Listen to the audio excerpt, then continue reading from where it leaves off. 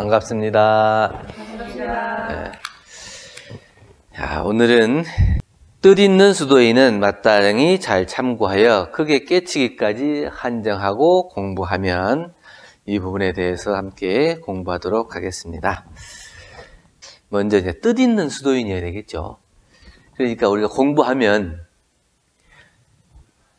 뜻을 세우고 공부하는 사람하고 뜻이 없는데, 원이 없는데 공부하는 사람하고 가르쳐 보면 뜻을 가지고 공부하는 사람이 훨씬 지도하기 좋겠죠. 뭘 가르치면 내가 이미 공부에 발심이 났기 때문에 그를 기쁘게 받아들여요. 근데 원이 없는 사람을 공부를 가르치려면 배우는 사람도 힘들고 가르치는 사람도 힘들고, 그래서 아마 스승들이 공부를 하겠다고 맘먹는 사람을 지도하는 것이 훨씬 기쁨일 거예요. 자기가 해주고 싶은 말을 그대로 알아듣고 또 그걸 그대로 실행하는 사람을 좋아하지, 애쓰게 했는데 그걸 다 까먹어버려요. 그러면 그게 보람이 없잖아요. 법문을 들을 때도 내가 간절히 원하는 마음으로 오늘은 무슨 말씀을 듣고 내가 어떤 깨침을 얻고 생활 속에서 실천할까, 이렇게 마음의 준비를 하고 오는 사람이 있는 반면 그냥 와서 앉아있다가 가는 사람이 있죠. 그러면 미리 준비하고 오는 사람이 그 법문을 확실하게 알고 가고 생활 속에서 실천하기가 쉽지, 그냥 습관 따라서 오는 사람은 나가면서 잊어버리죠. 신발 신고 나가면서 잊어버려. 그래서 이제 그 마음에 그 뜻을 세우고 법회에 참석하는 것이 이미 반절 이상 법문을 들은 거다, 이렇게 생각돼요. 그래서 뜻을 세우고 공부를 하는 사람, 뜻 있는 수도인, 이게 이제 중요하죠. 뜻이 없는 사람은 그만큼 세월도 오래 걸려요. 뜻이 있는 사람은 하나를 가르쳐주면 열을 알 수가 있는데, 뜻이 없는 사람은 10개를 알려주면 100개를 잊어먹는가. 그렇게 해서 이게 뜻이 있는 사람하고 없는 사람이 차이가 있죠. 그래서 이제 참고한다, 잘 참고한다 그랬으니까, 참구에서 참이라고 하는 것은 스승을 찾아서 참문하는 것, 묻는 거예요. 그래서 스승에게 가르침을 배우기 위해서 문을 두드리는 것을 참이라고 해요. 구라고 하는 것은 자기 스스로 연구하는 거예요. 그래서 참구는, 참이라고 하는 것은 스승에게 묻는 것, 구는 자기 스스로 공부에 들어가는 것, 이걸 참구, 이렇게 얘기하더라고요. 그래서 참구라고 하는 것은 꿰뚫어 밝히기 위해서 집중하는 거예요. 의심을 깨기 위해서 거기에 집중해가지고 연구하는, 그것을 참구라고 그래요. 보통 이제 공부하는 사람들이 이제 그 절에서는 이제 공안, 그리고 화두, 이렇게 얘기를 하는데, 그 공안이나 화두가 딱 있어가지고 그거를 보통 살림살이라고 그러거든요. 그래서 이제 절에 이제 스님들이 살림살이를 챙겼는가, 이렇게 물어보는 건 뭐냐면, 내가 지금 챙기고 있는 공안이 있냐, 화두가 있냐, 그러면 이제 그 공안이 얼마만큼 깊이 참고하고 있냐, 이거예요. 근데 이제 뭐 돈이 있다거나 뭐 이 절이 뭐 크게 있다거나 이런 게 아니고, 그 수도인의 살림살이는 얼마나 화두가 있냐, 의심거리가 있냐, 그리고 그 의심거리를 깊이 연구하고 있냐, 이게 살림살이에요.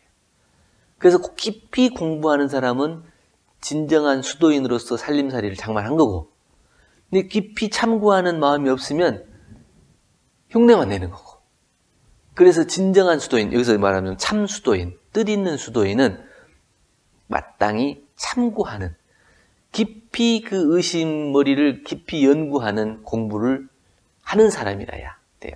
그래서 참구라고 하는데, 이 참구는 어떻게 하냐, 그 공안, 보통 화두를 연무할 때 어미 닭이 이 계란을 품듯이, 그걸 목에 포란 그러는데, 그 닭이 이를테면 아귀보라고 할 수 있어요. 아귀보라고 하는 것은 이 목은 하늘아래, 근데 이 위장은 커요. 그래가지고 닭이 큰 거 못 먹잖아요. 항상 이 좁쌀만한 거, 작은 거, 이런 거를 먹는데 배가 안 부르니까 하루 종일 이렇게 쪼고 다니잖아. 하루 종일 막 계속 쪼고 다녀. 근데 배가 안 부르는 거예요. 이걸 이제 아귀보. 쉴 새 없이 이렇게 먹이를 먹어야 되는데, 알을 품는 21일 동안은 그 먹이를 찾는 것을 안 한다는 거예요. 그렇게 계란을 놓고 품에다 놓고 21일간 계속 온도를 유지해. 그리고 계란을 굴려줘야 돼. 그래야 이것이 썩지 않고 부화를 할 수 있거든요. 그래서 공부인이 화두를 가지고 그 화두를 참고하는 것은 그렇게 그 어미닭이 계란을 품고 부화를 시키기 위해서 온통 정성을 바치는 거하고 똑같다. 이렇게 얘기를 하고, 또 고양이가 쥐 잡을 때 보면은 그 고양이가 쥐를 그냥 쉽게 잡는 것 같아도 그러지 않고 딱 웅크리고 고누고 있다가 그 쥐의 움직임을 싹 보고 판단해가지고 그걸 딱 잡는다는 거예요. 그리고 쥐구멍에 이제 쥐가 딱 숨어 있으면 그 쥐가 이제 나올 때까지 거기서 딱 웅크리고 이제 지키고 있는 거예요. 그래야지 자기가 이제 그 쥐 한 마리를 잡는 거지, 그냥 오다 가다 쥐 잡는 게 아니에요. 그러니까 뭐 하나가 쉬운 게 없어요. 근데 우리는 이제 그렇게 보이는 것도 찾고 잡는데 공을 들여야 되는데, 보이지 않는 우리의 마음을 찾는데 공을 들이지 않아갖고는 되겠느냐. 그래서 그걸 참구한다 그러거든요. 참구에는 이제 두 가지로 나눠 볼 수 있는데, 하나는 꿰투로 밝히기 위해서 집중하고 의심을 깨트리기 위해서 거기에 몰입하는 것을 참구의 첫 번째라고 한다면, 또 하나는 스승을 찾아서 가르침을 청하기 위해서 그 문을 두드리는 거예요. 자기 스스로가 그것을 알아채기 위해서 끊임없이 집중해서 탐구에 들어가는 것이 첫 번째 참구라면, 또 하나는 자기 스스로 안 됐을 때는 스승에게, 한 분의 스승이 아니라 여러 스승에게 가서 여쭤보는 거예요. 그래서 이 문도 두드려보고 이 문도 두드려보고 여러 문을 두드려봐가지고 자기 의심이 해결될 때까지 그것을, 스승을 찾아가는 것을 참고한다 그래요. 대산종사님께서는 그러셨어요. 스승이 한 분이 있는 게 아니에요. 대종사님도 스승이지만 정산종사님도 스승이고 다 스승이라고 그랬어요. 그래서 내가 신심을 내게 한 스승, 발심을 내게 한 스승, 또 불경을 가르쳐 주신 스승, 이 모든 분들이 다 스승이었다 이렇게 얘기하고, 절에 가면 부처님 한 분이 있고 부처님 머리 위에 이렇게 다 또 부처님들이 또 많잖아요. 이걸 갖다가 다 머리 위에 스승을 모시고 있다 이렇게 얘기해요. 그러니까 한 분만, 나에게 한 분만이 스승이 있는 게 아니라 내 마음속에 스승이 많으면 많을수록 좋은 거예요. 그러니까 어떠한 상황에서 어떤 마음을 내게 해준 분이냐, 거기에 따라서 다 다를 거 아니에요. 그 모든 분들이 다 내 스승인 거예요. 그러면 나보다 뛰어난 사람만 스승이냐? 나보다 부족한 사람도 내 스승이 될 수가 있어요. 내가 잘 못하는 부분을 내가 깨닫게 해주는, 그는 그 사람이 잘해서 깨달은 게 아니라 그 사람이 잘 못하는 걸 보고도 내가 깨달을 수 있어요. 그 잘못하는 사람을 보고도 내가 깨우침이 있으면 그 사람이 스승이 될 수 있는 거거든요. 그래서 우리가 많은 스승에게 묻는 거, 이걸 또 다른 참구라고 할 수 있어요. 달마 대사가 이제 인도에서 중국으로 건너오잖아요. 중국으로 건너와서 처음에 9년 동안 면벽을 하죠. 동굴에서 9년 동안 면벽하는데 왜 9년 동안 면벽을 했을까요? 그게 이제 여러 가지 뜻도 있을 거예요. 근데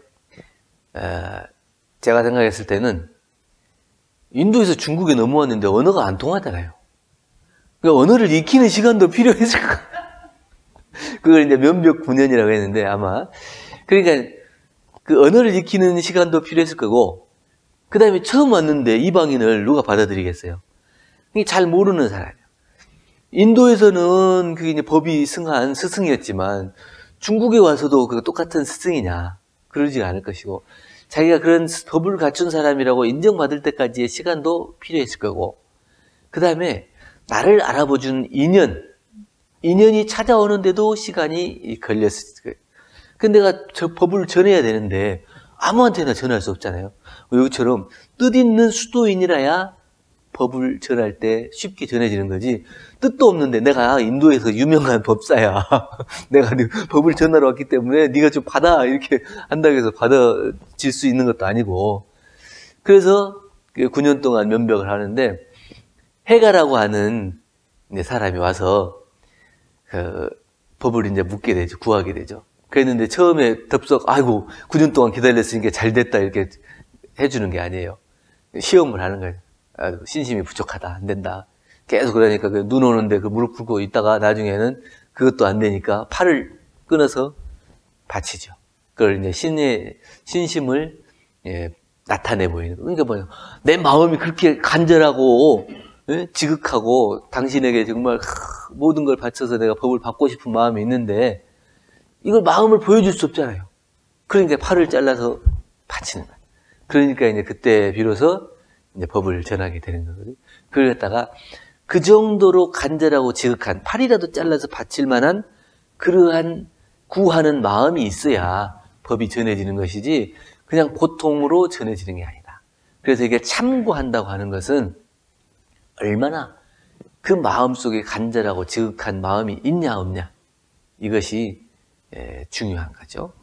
그리고 정산종사님께서 월명암에 계실 때 우리 복례정사에 대종사님 계시는 거 밤마다 내려와서 이렇게 법을 문답하기 위해서 내려오시잖아요. 매일 그 법을 묻고 문답을 하기 위해서 그 험한 길, 밤에 잘 보이지도 않고 지금처럼 뭐 밝은 것도 아니고 그런데도 불구하고 그 길을 오가며 법을 물었을 때 얼마나 그 마음속에 간절한 구하는 것이 있었겠어요. 그런 정도의 지극한 정성을 우리가 참구라고 하는 거예요. 이런 뜻을 세워서 간절히 구하는 마음이 있어야 이게 그 스승에 대한 법이 참답게 건네지는 거예요. 이런 마음도 없이 스승을 찾아가면 얻을 게 없어요. 그래서 뜻있는 수도인은 마땅히 잘 참고해서 크게 깨치기까지 한정하고 공부하고 보면 그랬어요. 그게 자기가 어떻게 해요? 뜻을 세웠으면 그 뜻이 이루어질 때까지 공부를 해야지 중간에 포기해서는 안 된다는 거죠. 뜻을 세우고 이걸 잘 참고했는데 크게 깨치기까지 한정한다는 것은 그 깨달음이 있을 때까지 공부하는 거예요. 중간에 포기해가지고는 안 되고. 그래서 처음에 뜻을 세울 때 그 깨달음을 얻을 때까지 공부해야 되겠다는 마음으로 뜻을 세워야 그 뜻이 흔들리지 않는 거고 그 마음으로 참구를 해야 그게 지극한 연마가 되는 거고 그러한 지극한 연마가 있어야 깨달음이 있는 거거든요. 그래서 큰 신이 있어야 큰 분이 나고 큰 분이 나야 큰 의가 나고 큰 의가 나야 큰 정성이 나서 깨침이 난다고 그러거든요. 그래서 여기서 마찬가지로 뜻을 세우고 잘 참고하고 깨치기까지 그 공부를 쉬지 않아야 된다. 그렇게 되면 이제 호련히 깨치는 한 소리에 허다한 영묘가 다 스스로 구족할지니 그랬어요. 호련히 깨친다. 그 깨침이라고 하는 것은 호련히 깨치는 것이지 이 차곡차곡 쌓여서 깨친다기보다는 물론 이제 이 깨침이 소각이 중각이 되고 중각이 대각이 되고 이제 그렇기는 해요. 대종사님께서도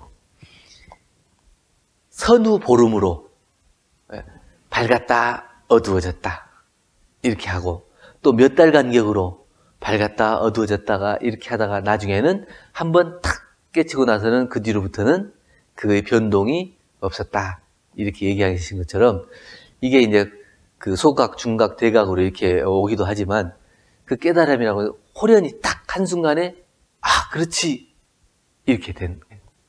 그 호련히 깨치는 한 소리에 영묘, 허다한 영묘가 그 스스로 다 구족해 있다. 그래서 한번 딱 깨치고 나면 어떻게 해요? 이 마음속에 우리 앞에서도 공부했던 것처럼 신통과 지혜, 광명과 수량, 대기, 대용이 무진, 무궁하다고 하는 이 영묘를 허다한 영묘가 다 스스로 구족한다는 것을 깨치는 거예요. 그래서 뜻을 세우고 잘 참고해서 그것을 놓지 않고 깨치기까지 공부하다 보면 어느 순간에 아하! 이런 순간이야. 그 호련히 깨치고 보면 모든 허다한 영묘가 스스로 갖추고 있다. 부족하다. 아, 내가 다 갖추고 있구나. 원래 내가 부처구나. 이런 것을 알 수 있다는 거죠. 하지일성은 뭐냐면, 하지라고 하는 것은 육지에서 배를 끈다는 거거든요. 물 위에 있을 때는 한 사람이 끌어도 금방 끌고 가지만, 그냥 맨 땅에 있는 배는 10사람, 한 20사람이 끌어도 힘들어요. 그래서 이 맨 땅에 있는 배를 온 힘을 다해서 응차해서 힘을 냈을 때 배가 딱 끌려오는 것처럼 그 응차하는 사이에 아하! 아하! 이렇게 깨치는 거예요. 그걸 갖다가 호련히 이대오이 즉 하면 하지 일성 후에 허다영로. 그러니까 아하! 하고 보면 이게 구족해 있다는 거거든요. 구족이라고 하는 것은 자가 보장 그러는데 스스로 내 안에 보물을 감추고 있는 거예요. 보물이 딴 데 있는 게 아니고 여기 안에 들어있어요. 누구를 사랑하고 또 여기서 감사하고 은혜를 발견하는 것도 다 어디서 나와요? 여기서 나와요. 그래서 이 원래의 자리를 깨쳐 호련히 깨치고 오면 이 안에 원래 갖추어져 있어요. 우리는 감사하고 또 은혜를 찾고 은혜를 발견하고 또 뭔가를 막 깨치고자 하고 하는 것은 막 어디 밖에서 구하게 돼. 그래가지고 밖에 뭐 감사할 일 없는가, 어디 은혜로울 일 없는가 이렇게 찾지만 사실은 알고 보면 어떻게 이 마음을 깨치는 순간 그 안에 모든 은혜와 감사가 구족해 있다 하는 것을 스스로 깨치게 된다는 거예요. 나무가 밖으로 이렇게 화려하게 돼 있지만 그 근본은 어디예요? 뿌리예요. 근데 뿌리는 보여요, 안 보여요? 안 보여요. 우리 마음도 마찬가지잖아요. 얼굴은 잘생겼다, 못생겼다? 옷은 뭐 잘 입는다, 못 입는다? 이렇게 얘기하지만 그 마음이 선하다, 악하다? 이건 잘 안 보이잖아요. 그 마음 안에 있기 때문에 보이지 않기 때문에. 근데 우리 그걸 딱 깨치고 나면 어떻게? 눈에 선하게 보이는 거죠. 그래서 우리가 스스로 갖추고 있는 거예요. 그래서 뭐 보물을 찾아가고 또 막 어디 명당을 찾아가고 뭐 정멸보궁을 찾아가고 이러지만 사실은 정멸보궁이 어디라고 그래요? 정멸보궁? 여기에 정멸보궁. 정멸보궁은 부처님의 진신사리를 모신 곳을 정멸보궁 그러거든요. 그 진신사리는 부처님하고 동급으로 놓고 보니까 그 부처를 모신 곳, 진짜 부처를 모신 곳이 어디냐? 그래서 이제 정멸보궁을 찾아가는 거거든요. 그 겉으로 드러나 있는 정멸보궁을 찾아가는 게 아니라 참다운 정멸보궁은 어디냐? 여기 있다. 이게 스스로 갖춘 부족한 보궁이다. 이거를 호련히 깨치는 사람. 이게 중요한 거죠.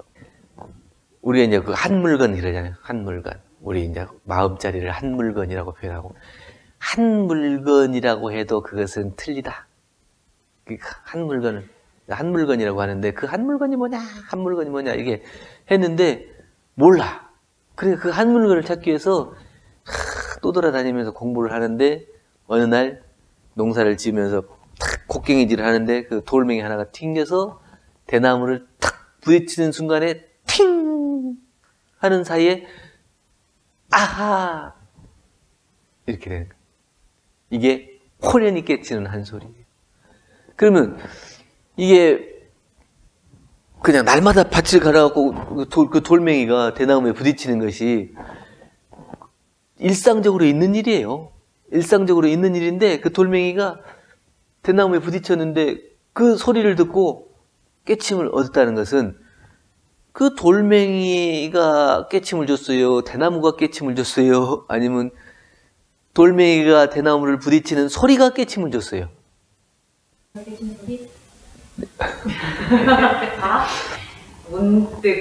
문득 깨치는데 그 문득 깨침이 있기까지의 마음을 놓지 않고 잘 참구에 들어가는 그 뜻을 세우고 잘 참구해서 깨치기까지 그 마음을 놓지 않았기 때문에 호련히 딱 그거를 딱 깨치는 순간에 아하 뭐야 그게 비로소 알게 된다.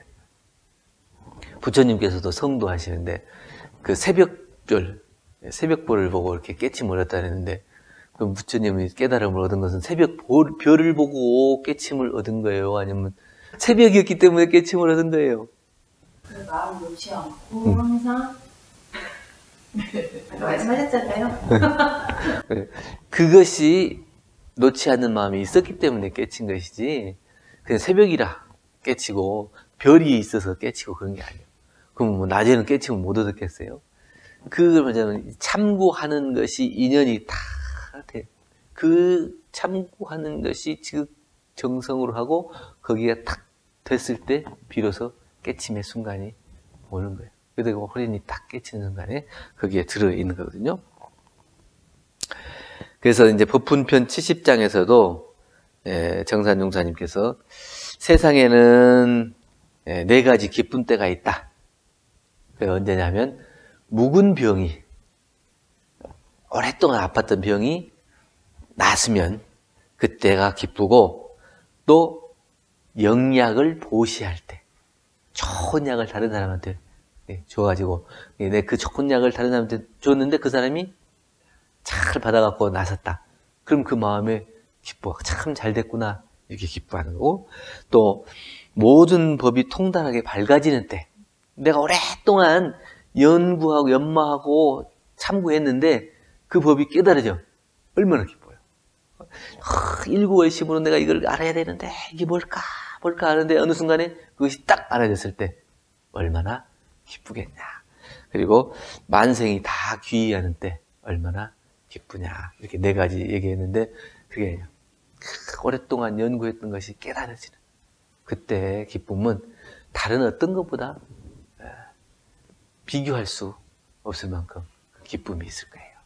그래서 우리가 이제 납도끼가 아니고 금도끼를 얻은 것처럼 우리 참 내 마음을 정말 확실하게 깨치고자 하는 뜻을 세우고 그것을 오랫동안 참고해서 그것이 깨쳐지기까지 정성을 다하고 또 그 정성을 들일 때 어느 순간에 호련히 탁 깨쳐지고 보면 그 안에 부족해 있는 그 마음자리를 스스로 알게 되는 이런 시기가 온다는 거죠. 그래서 여기서는 유지지사는 의선 참구하야 이대오이직하면 하지일성후에 허다영묘 계자 부족하리니 이렇게 얘기해서 뜻있는 수도인은 마땅히 잘 참고하여 크게 깨치기까지 한정하고 공부하면 호련히 깨치는 한 소리에 허다한 영묘가 다 스스로 부족할지니 이렇게 우리가 뜻을 세우고 잘 참고해서 공부를 깨치기까지 해야 되겠죠. 네. 오늘은 여기까지 하겠습니다.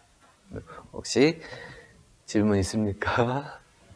이번에 우리 훈련 갔을 때도 내가 부처 법신불이라는 그 소리가 그냥 지나가는 소리가 안 들렸어요. 그래서 내가 이걸 얼마나 더 어느 순간 놓치지 않고 해야 되는데 라는 생각이 참 간절했는데 네. 이걸 이제 어떻게 놓치지 않고 더 열심히 정진적공을 해야 할 것인지 이게 의선 참고해야 돼. 네. 잘 참고해야 되는데 공부가 중간에 쉬면은 세제비예요. 네. 물론 이제 공부를 한 만큼은 또 이제 수월할 수는 있는데 마음에 한번 딱 쉬어지면 다시 세대비야. 공부는 쉬지 않고 해야 이게 전진이 있지 했다 안 했다 그러면 늘 세대비라서 또 시작하고 예. 그래서 작게라도 그것을 놓지 않고 계속 가야 돼요. 그랬을 때 그 사람이 성공을 장담할 수가 있는 것이지 했다 안 했다 하는 사람은 누가 보더라도 이게 성공하지 못할 사람. 이제 그걸 놓지 않고 꾸준히 가는 사람, 그 사람을, 아, 저 사람은 반드시 성공했구나. 이렇게. 대산종사님께서 우리가 공부할 때 어떻게 공부하냐? 10년을 공부하면 내 스스로가 안다. 20년을 공부하면 다른 사람이 알아준다. 30년을 공부하면 진리가 알아준다. 그 30년은 그 마음을 놓지 않고 공부를 해야 돼요. 조금 넘어지려고 했을 때 다시 채잡고 할 때 그 오는 시간이 짧아지고 하는 것을 느끼게 돼요. 그 마음은 있죠. 네. 근데 끈이 끊어지면 안 돼요. 네. 끈이 한번 당신 삶을 날마다 하면 된다. 그걸 주장하는 사람이. 맞아요. 또 그 이틀 때 되면 또 작심하고 네. 이제 3일째 되면은 또 작심 3일하고 작심 계속 그렇게 하면 되죠.